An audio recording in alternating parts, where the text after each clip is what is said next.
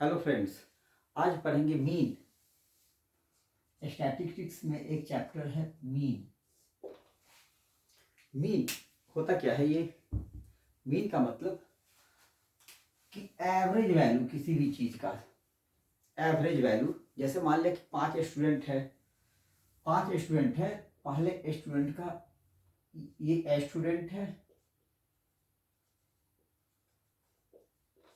और यहाँ पे है उसका वेट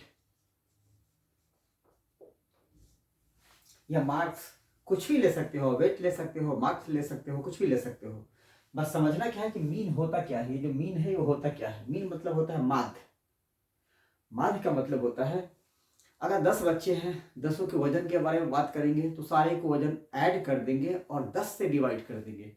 5 बच्चे हैं, पांचों के मार्क्स अगर किसी सब्जेक्ट में आए हैं अलग अलग, सबको ऐड कर देना है और जितने भी बच्चे हो उससे डिवाइड कर देते हैं। ठीक है, तो मान लेंगे पहला स्टूडेंट है, उसके वेट है 20 किलोग्राम केजी में, वेट केजी में तो 20 किलोग्राम।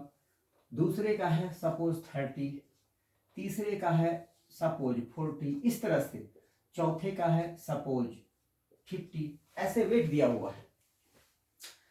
टोटल कितने स्टूडेंट है? पहला स्टूडेंट, दूसरा स्टूडेंट, तीसरा, चौथा। ये स्टूडेंट नंबर ऑफ स्टूडेंट नहीं है, स्टूडेंट।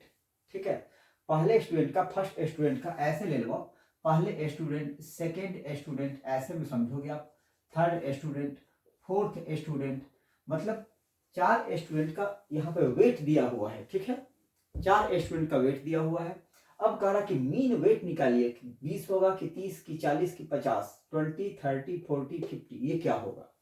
ठीक है, तो अगर इस कंडीशन में अगर हम मीन निकालते हैं, मीन वेट निकालते हैं, मीन किसका? वेट का। मीन वेट अगर आप निकालते हो तो क्या करते हैं? Sum of all weights divided by number of students. Sum of all weights मतलब 20 को ऐड करेंगे प्लस जो जो दिया हुआ है 30 plus 40 plus 50 divided by number of student. कितने स्टूडेंट है? 4, टोटल 4। सबको ऐड कर देना है 90, 30, 120, ये हो गया 140 डिवाइडेड बाई 4, तो आ गया 35।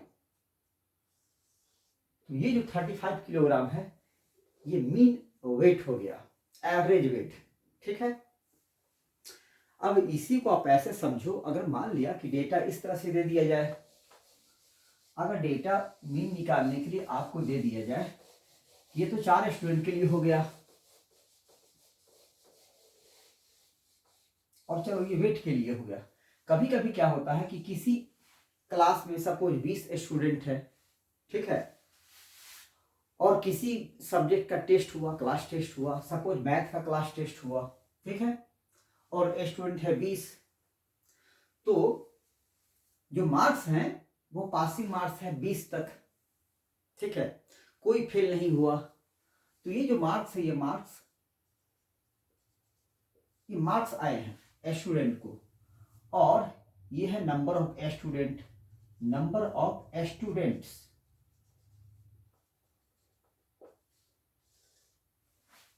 ठीक है, तो सपोज मार्क्स आए हैं 10, 2 स्टूडेंट को 10-10 मार्क्स आए हैं।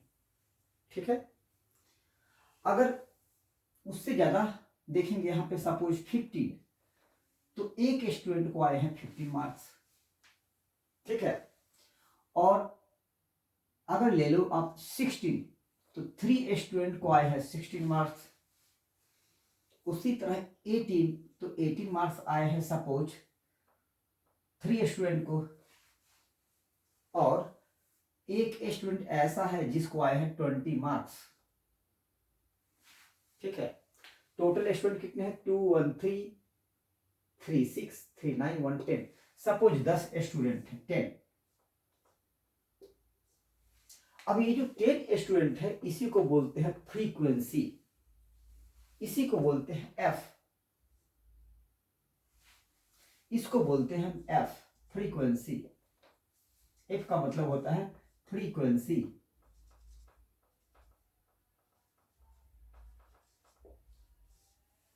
ठीक है, नंबर ऑफ स्टूडेंट्स, इसको बोलेंगे फ्रीक्वेंसी।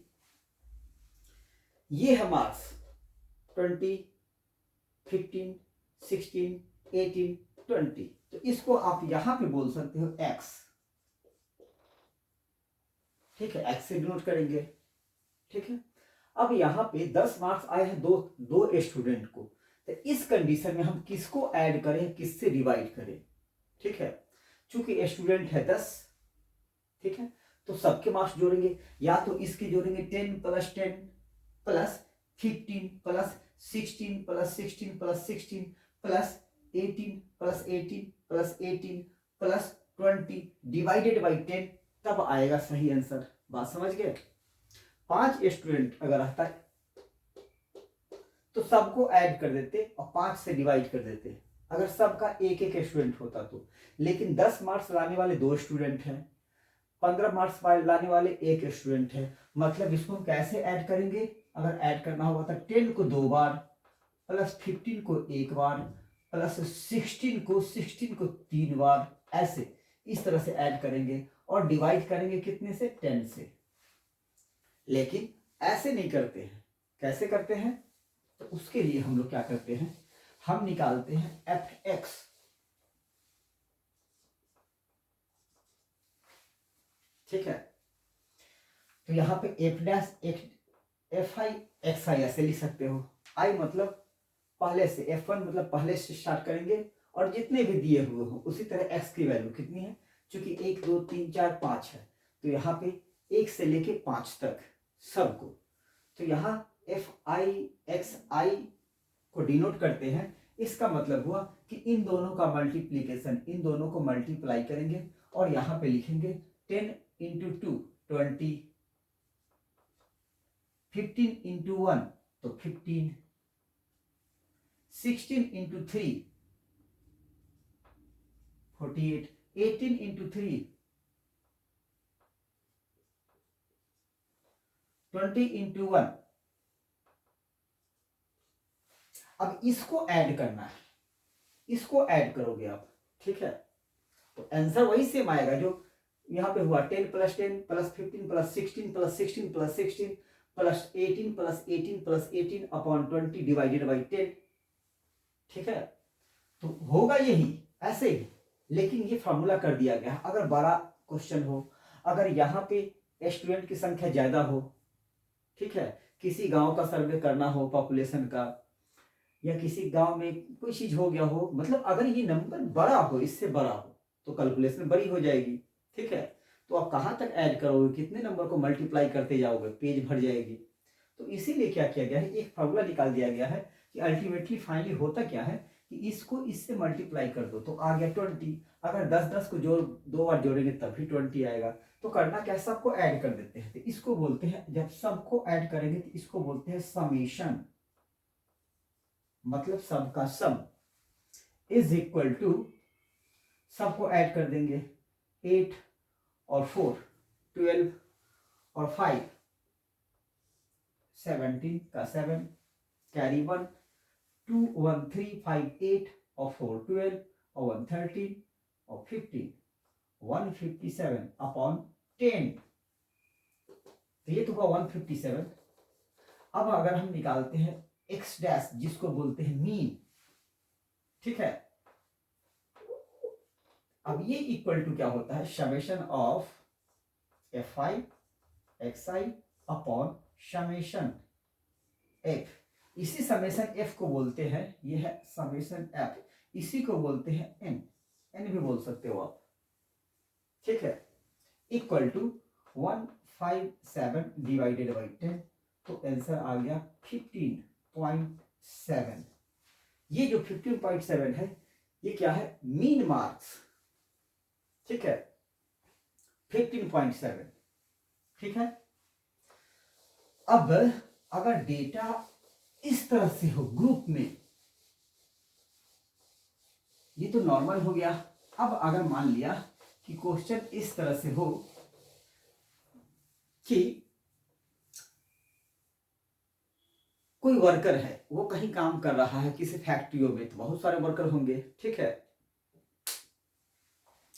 अब क्या है, किसी को 100 रुपीज मिल रहा, किसी को 120 मिल रहा, किसी को 130, किसी को 150, किसी को 200 तक भी, ठीक है। तो अगर क्वेश्चन ऐसा हो कि daily veg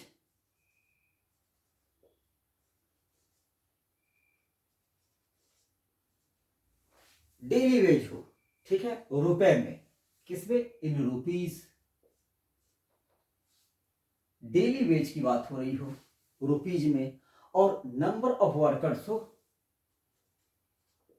number of workers जिसको बोलते हैं फ्रीक्वेंसी, ठीक है। तो यहां डेटा अगर इस तरह से हो कि 100 रुपए से लेके 120 रुपए तक जो कमाने वाले हैं उसकी संख्या है, मान लेते हैं 12, ठीक है।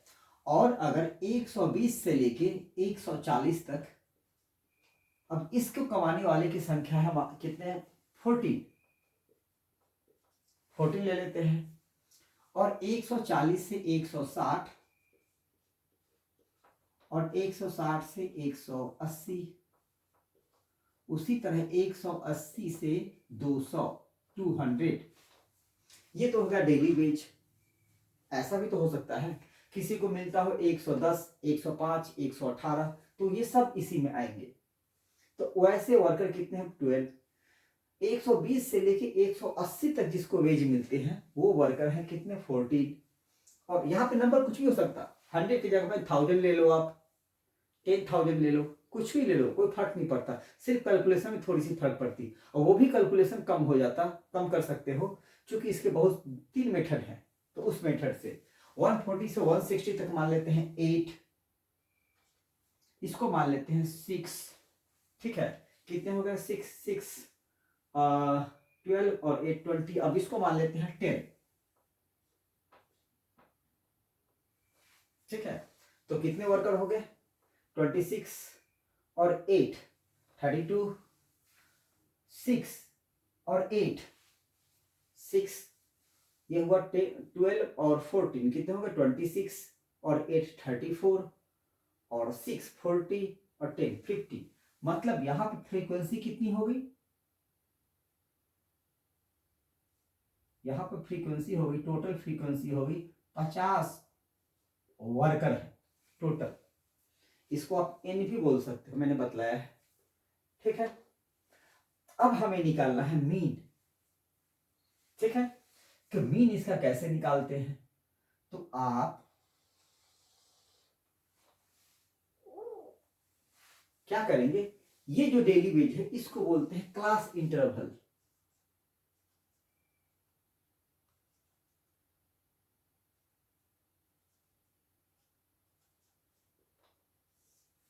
ठीक है। कहां से कहां तक है, 120 से 20 तक। इस 100 को बोलते हैं lower class, lower class limit, मतलब कम से कम लेना है 100 ही। इसको बोलते हैं, या इसी को, इसको बोलते हैं अपर क्लास लिमिट, या अपर क्लास इंटरवल।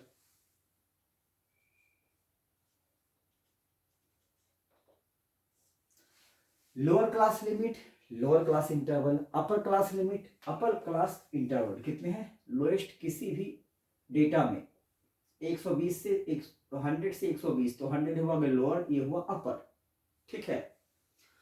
और रेंज बोलते हैं किसको, सबसे हाईएस्ट और सबसे लोएस्ट, उसको बोलते हैं रेंज, ठीक है। चलिए यहाँ उसकी बात, अभी बात हो रही है किसकी, अगर इस तरह से डेटा हो, इस तरह से डेटा दिया हुआ हो, अब मैं इसको मिटा दे रहा हूं ताकि क्वेश्चन हमको सॉल्व कर लें।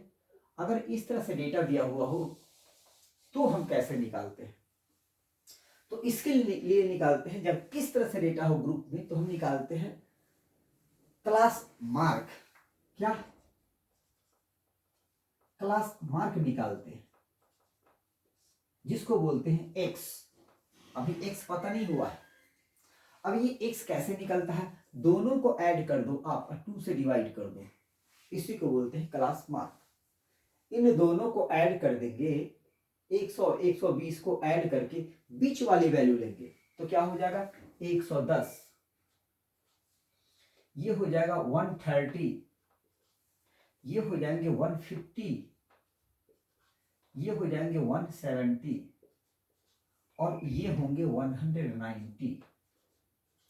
ठीक है, अब ये जरूरी है, ये फ्रीक्वेंसी है। ठीक है, अब इसकी वैल्यू खत्म, मीन निकालने में इसकी वैल्यू खत्म। अब इसकी यूज होता है कहाँ पे, मीडियन में और मोड में। ठीक है, वो भी हम लोग पढ़ेंगे, आज तो मीन पढ़ेंगे, तो इसकी खत्म। अब आता है क्या, अगर आपको लग रहा कि ये कुछ बड़ी वैल्यू है, मल्टीप्लाई करने में दिक्कत आएगी, ठीक है, तो आप क्या करोगे, इसमें पहले ही मान लो एज्यूम मीन क्या होगा, तो सॉरी, इसमें से किसी को भी आप मीन मान सकते हो, किसी को भी, चाहो तो इसको मान लो, इसको मान लो, इसको मान लो, इसको मान लो, किसी को भी मान लो एज्यूम मीन। ठीक है, तो फार्मूला होता है मीन का, एक तो होता है मीन निकालते कैसे हैं, summation of f i x i upon summation of f i, या इसी को लिख सकते हो summation of f i x i upon n, दोनों सेम है। दूसरा लिख सकते हो मीन निकालने के लिए एज्यूम्ड मीन, ठीक है, plus summation of f I D I deviation upon summation of F. ठीक है, ये लिख सकते हो, या यहां पे एन भी कर सकते हो, जो मर्जी आप एन भी लिख सकते हो। तीसरा है mean equal to assumed mean plus summation of f i u i upon summation of f i. ठीक है, तो ये जो है एक होता है डायरेक्ट मेथड, ठीक है, एक होता है एज्यूम मीन मेथड, और एक को बोलते हैं स्टेप डेविएशन मेथड। ठीक है, तो हम लोग अभी क्या करते हैं, इसको एज्यूम मीन मेथड से बनाते हैं। एज्यूम मीन क्या करता है कि यहाँ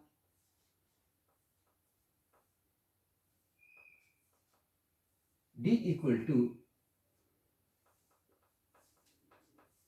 एज्यूम मीन, किसी को भी आप मीन एज्यूम कर लो, किसी को भी कर लो एज्यूम, जो आपकी मर्जी है उसको आप एज्यूम कर सकते हैं मीन।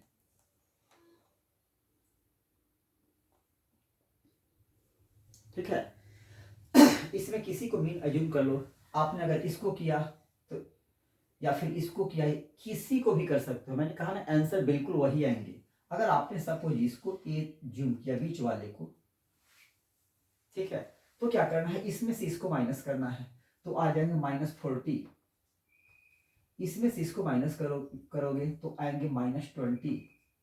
अब इसमें से इसी को माइनस करोगे तो आंसर आएगा 0। अब इसमें से इसको माइनस करोगे तो आंसर आएगा 20, और इसमें से इसको माइनस करोगे तो आंसर आएगा 40।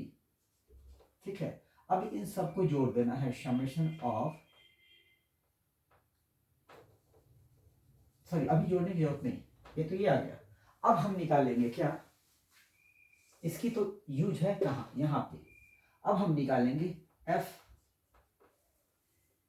आई डी आई, मतलब इसको और इसको मल्टीप्लाई करना है, इन दोनों को मल्टीप्लाई करेंगे, इसको मल्टीप्लाई करेंगे, इसको मल्टीप्लाई करेंगे, इसको इससे।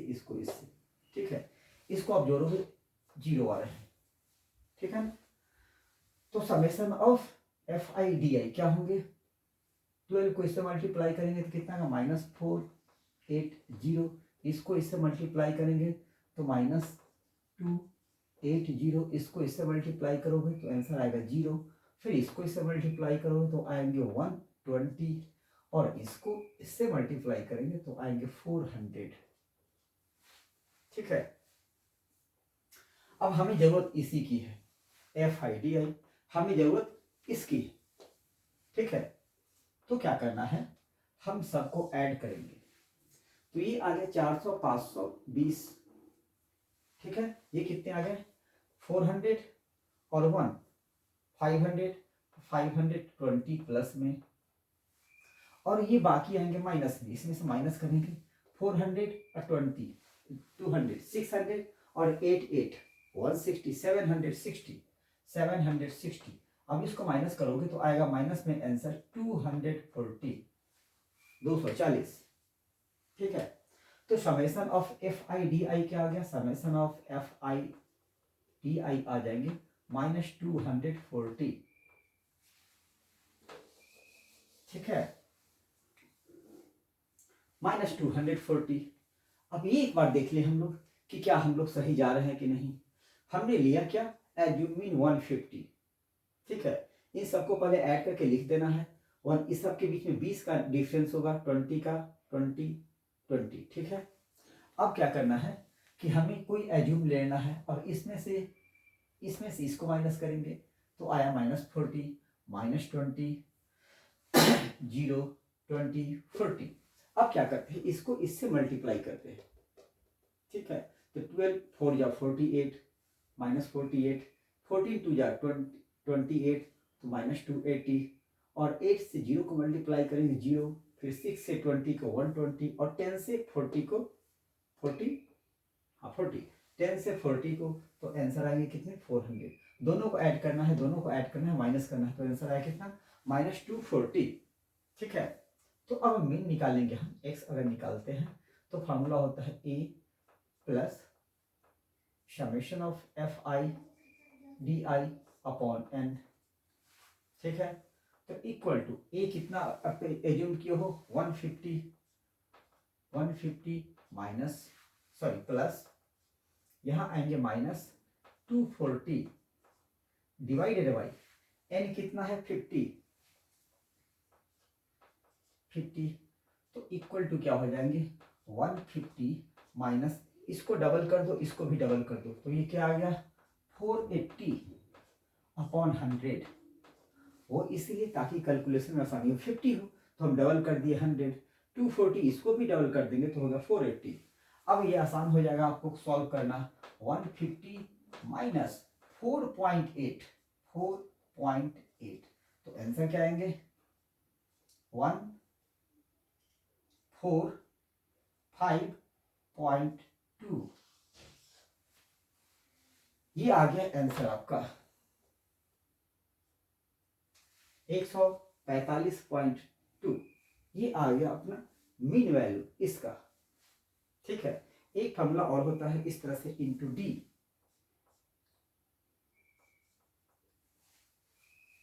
एक फॉर्मूला और होता है step deviation method, a plus FIUI। यहाँ पे u क्या होता है, यहाँ पे u होता है u इक्वल टू